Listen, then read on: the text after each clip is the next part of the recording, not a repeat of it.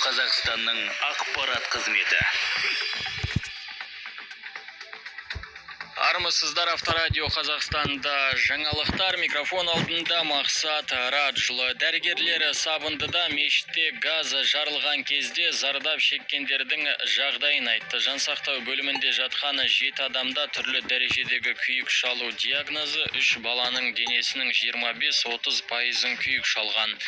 Олар Астанадағы 2-ші балалар ауруханасында ем алып жатыр деп хабарлады Астананың денсаулық сақтау басқармасы.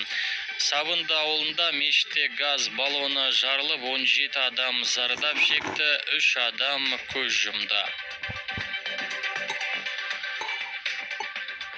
Жетісу облысында Жарлыөзек ауылында МТЗ-80 тракторы жолда көлікпен соқтығысып, содан кейін инерция бойынша тағы бір көлікпен соғысқан. Бұл туралы өңірлік полиция департаменті хабарлады.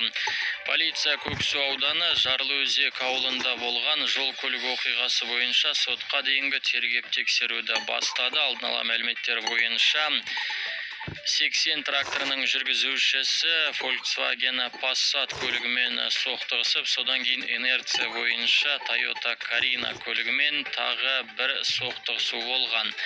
Апат салдарынан 2 жолаушы оқиға орнында қаза тапты. 6 адам жарақат алып ауруханаға жеткізілді делінген ресми хабарламада. Полиция өкілдері көлік жүргізушілерін қыс мезгілінде жылдамдық режимін қатаң сақтап, көліктерді маусымдық пайдалану жағдайларына уақытында дайындауға үндейді.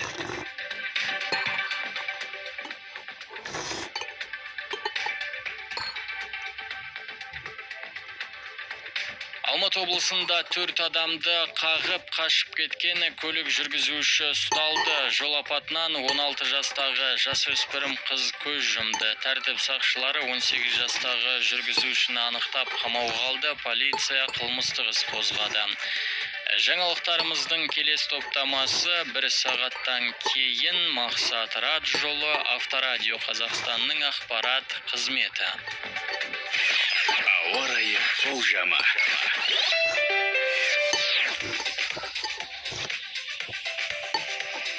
Бүгін Петропавл, Қостанай мен Көкшетауда -1, Павлодар мен Екібастұзда 2 градус суық, Түркістан мен Таразда 13 градус жылы, Шымкентте 16, Қызылордада 7, Атырауда 3, Ақтауда 8, Ақтөбеде 2, Оралда 3, Семей мен Өскеменде -1, Қарағанды мен Теміртауда -5.